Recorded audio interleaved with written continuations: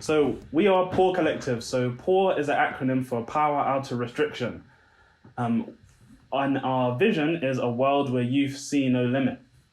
Whilst our mission is that POoR Collective focuses on the development of communities through the elevation of young people. And what we do through our projects is we allow young people to have agency in their local area. So we work with young people from the ages of 5 to 25 and show them ways where they can really genuinely have a stake in their local environment. So one of the projects that kind of most showcases this is a project located in southwest London at a boxing gym called Carney's. And what is kind of fantastic about this is that it was a real opportunity to give the young people at the boxing gym a way to be able to say, I did that. This is the work that I have done, and I have been a part of this. So what we did here was we went to Carney's, and there was this old kind of horrible wall that was very neglected. And as you can kind of see, the grey door is the door where they go.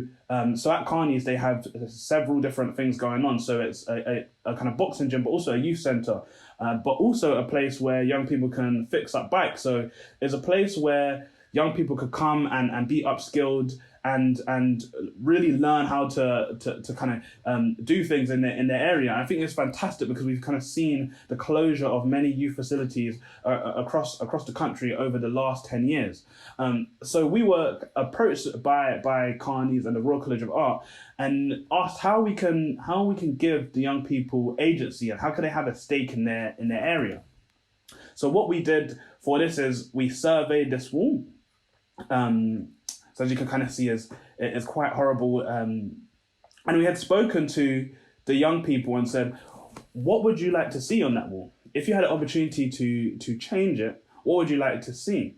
So after doing a series of workshops with them, we started to like devise a plan. So as you can kind of see, and to the right, there are sketches that the young people did saying that we would like to see this, because at Carney's there's also a recording studio. So we would love if there was a music note somewhere.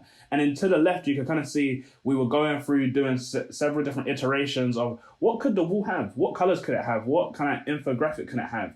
And how can that infographic do something to that wall? Like, how can it bring it back to life? But at the same time, how can it make us feel as if it's our wall? Because I mean, the way it was so neglected, they in a way they didn't want it to be their wall. So this was a fantastic opportunity for them to have agency and really design something in their area.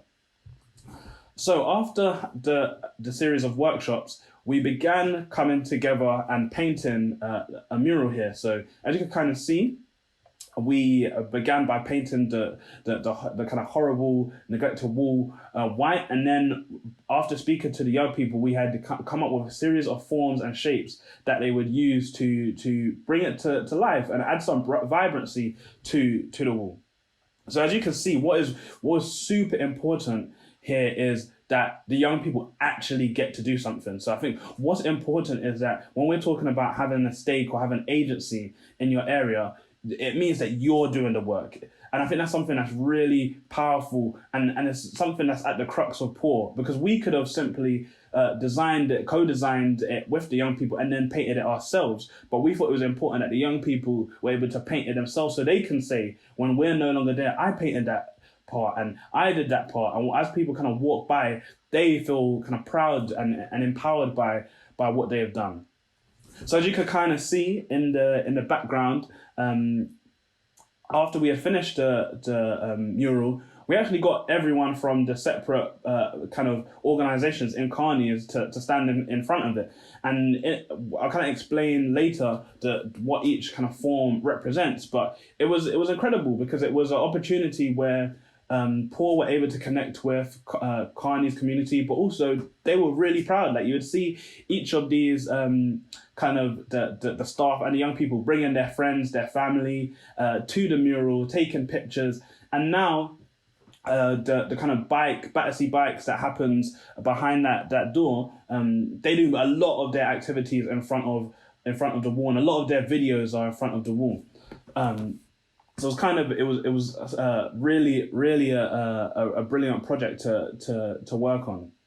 So as you can see here, now the wall looks a lot more vibrant. So as you kind of walk down this road, because if you go straight, you'd get to Battersea Park.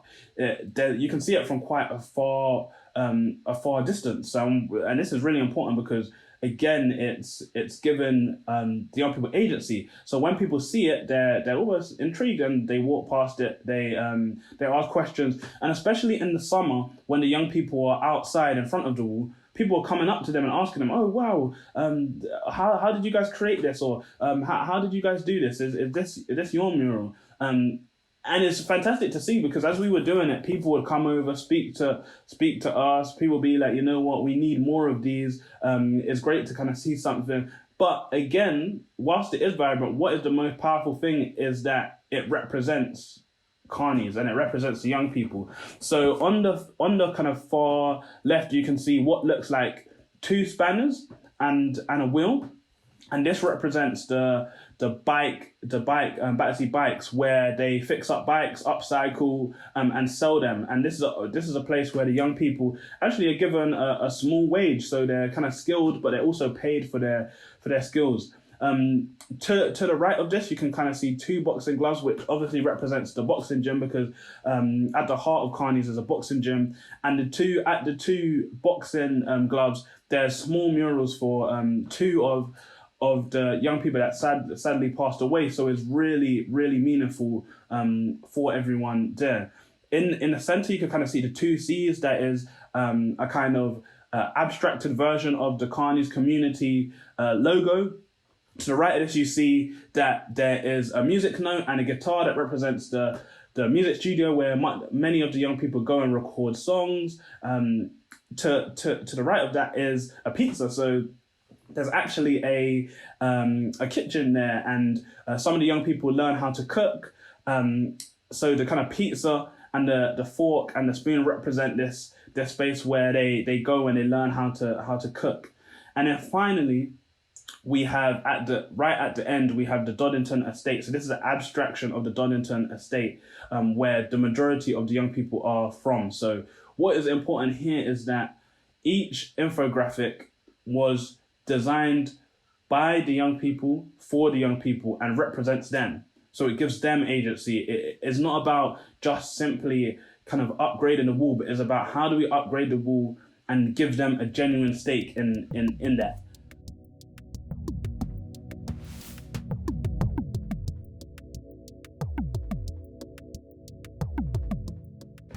I think the first thing is identifying spaces that you would kind of like to change. And I think there's a lot of neglected spaces in London. There's a lot of spaces that are kind of either dirty or unloved, or kind of people just don't pay much attention to them. So whether it's alleyways, underpaths, a wall to a building.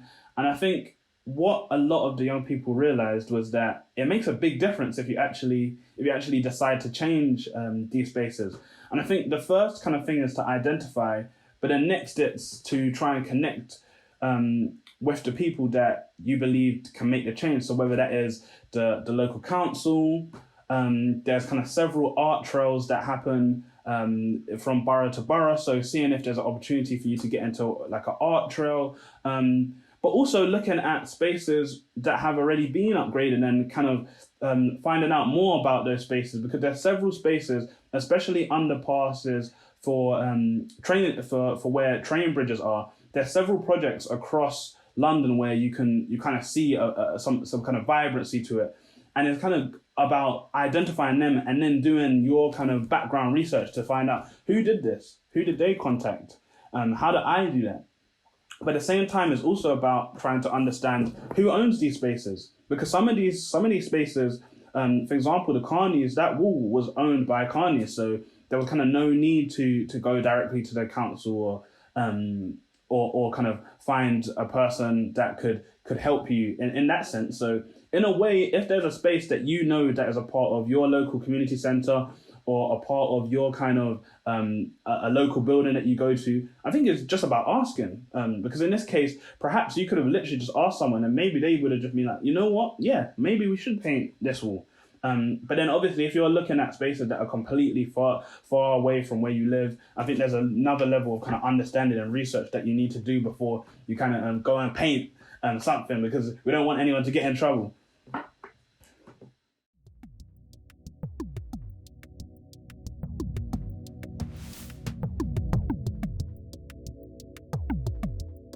I think it's about going for it, but what a lot of people don't see is it's a lot of preparation. To even come up with the name, it took kind of months for us to identify a clear name. It took even more months to come up with a clear kind of graphic design. And then it took even more months to start thinking about what is our vision, what is our mission, what are our goals, what are our aims. And I think these things they keep changing. We started off with a 10-point manifesto, we're now on a 5-point manifesto, and you keep going back. So I think it's something that you kind of, an idea that you develop, but you've got to be really critical.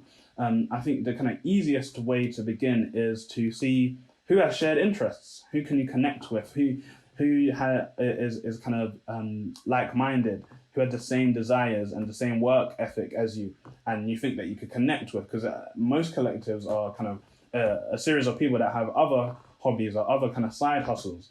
So I think it's firstly about understanding what do you want to do and who would be the appropriate person to work with, and then starting to really plan out your kind of plan of action of how you're going to go about doing it, because I think it's easy to kind of have an idea, but to execute it is much more difficult.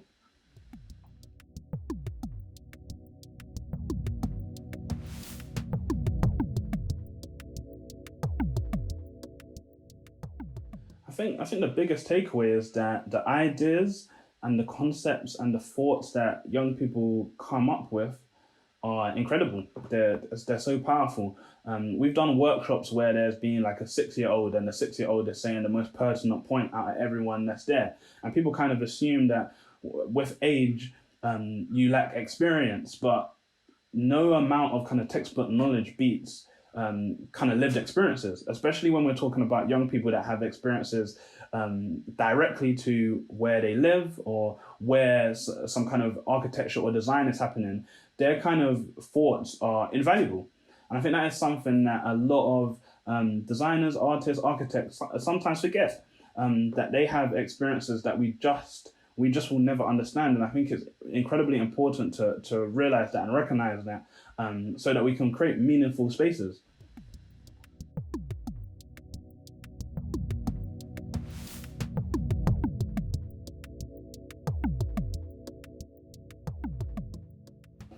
I mean, there's several different ways you can get into architecture, but I think it's important to kind of do your research before, because I think it's one thing to say you want to become an architect, but then you've got to remember the kind of barriers of entry, and then we have to be quite honest here. There's architecture is an incredibly expensive kind of degree to study, and I think most people assume that you go to university, that after university you might do a master's degree, and I think for a lot of young people that might not actually be feasible. I think there's other ways to get into the profession, so there's now apprenticeships, but I think it's also about kind of not pigeonholing yourself. Your journey is different from everyone else's. It might mean that you need to kind of network with people that work in an architecture office, and you get your opportunity from there.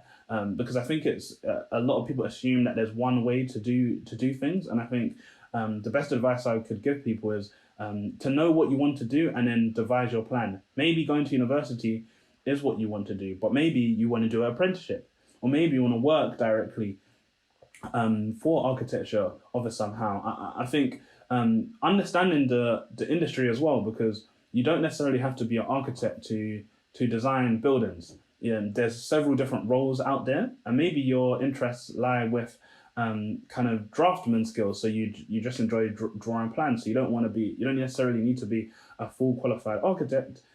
So I think it's important to research, because there's a lot of commitment, and I think there's nothing wrong with that, because some people they that's what they want to do. But I think I'll be doing young people a disservice if I didn't say that they would need to kind of thoroughly research what they're getting themselves into before coming into the world of architecture and design.